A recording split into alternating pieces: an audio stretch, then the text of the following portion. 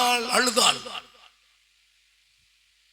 Samuel பிறந்தான். எப்ப எவ்வளவு அழகான ஒரு வார்த்தை. அண்ணா அழுதாளா, அதனால சாமுவேல் பிறந்தானா? பைபிள் நல்லா வாசிச்சு பாருங்க. இனி அவள் துக்கம் இருக்குமாய் இருக்கவில்லை. அப்பதான் புள்ள பிறந்துச்சு. கைத்தட்டுங்க ஆண்டவருக்கு ஒரு முறை. சந்தோஷமா இருந்தா தான் பிறக்கிறதெல்லாம் பிறக்கும். உனக்கு ஐஸ்வர்யம் பிறக்கணும்னாலும் சந்தோஷம் வேணும்.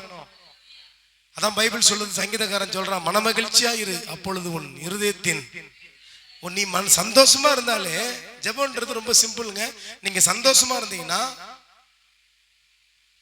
நீங்க சந்தோஷமா இருந்தாலே உங்க இருதயத்துல வேண்டீங்கல்ல, வாயில சொல்ல வேண்டாமா, இருதயத்துல நினைக்கிறது எல்லாமே ஆண்டவர் செஞ்சு முடிச்சிடும். கரங்களை தட்டுங்க ஆண்டவர். அப்படிப்பட்ட நல்ல தகப்பன் உங்களுக்கு இருக்கிறார். இதான் செழிப்பிற்கான திறவுகோல்.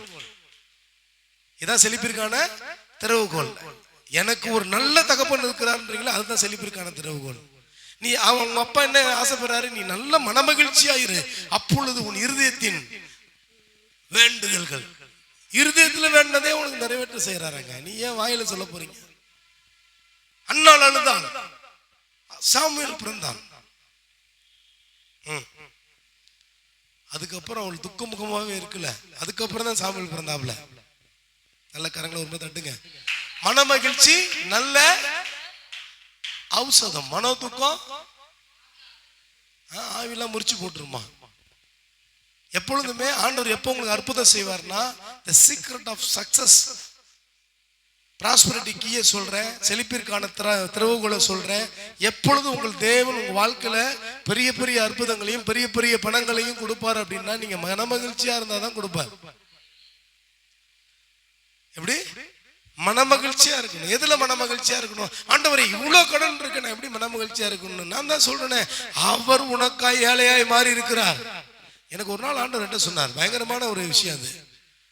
நான் பணத்துக்காக சில நபர்களை நான் நம்பி கொண்டிருக்க பொழுது தேவன் எனக்கு வெளிப்பாட கொடுத்தார். உன் பொண்ணு, அப்ப என் பையன் கிடையாது, உன் பொண்ணு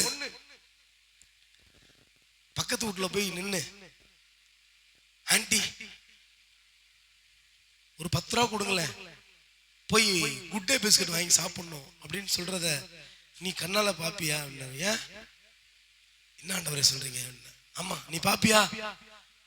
ஆண்டவரே எங்கிட்ட தான் கையில பணம் தான் வச்சிருக்கல, நான் தான் வாங்கி கொடுத்துருவேன்ல. அப்போ உனக்கு எப்படி இருக்கும்? உன் புள்ள பிச்சை எப்படி இருக்கும்? அசிங்கமா இருக்கும். ஆண்டவரே இதே மாதிரி தானே எனக்கு அசிங்கமா இருக்கும் அப்படின்னாரு. அன்னையோட மனுஷன் நான் நம்புறதை விட்டுட்டேன். கைத்துட்டுங்க ஆண்டவருக்கு ஒரு முறை. என்ன பண தேவைகளா இருந்தாலும், எவ்வளவு பெரிய தேவைகளா இருந்தாலும் அங்கதான் பார்ப்பேன். அல்லேலூயா. பரலோகத்தில் இருக்கிறது என்னுடைய ட்ரெஷர்ஸ். எந்த ஒரு மனுஷன் பரலோகத்தை நோக்கி பார்த்து நீங்கள் சகாயம் அடையும்படிக்கு இஸ்ரவேலருடைய பரிசுத்தரை நோக்காமலும் தேவனை தேடாமலும், ஏசாயா 31 சொல்லுது. நீங்க மனுஷன் எகிப்துக்கு போய் அங்க இருக்கிற பெரிய பெரிய ஆட்கள் மேல நம்பிக்கை வச்சுனா உனக்கு ஐயான்னு சொல்லுது. அல்லேலூயா. அப்ப உனக்கு கொடுக்கிறவனு இடறி போவான், நீங்க இடறி போவ. அப்ப உனக்கு சகாயம் அடையும் பண்ணணும்னா நீ என்ன பண்ணணும்? குறைவுகளை நிறைவாய் மாற்றுகிற அந்த இயேசு கிறிஸ்து வந்து நிக்கணும். அல்லேலூயா. ஒரு கிட்டத்தட்ட பாத்தீங்கன்னா இயேசு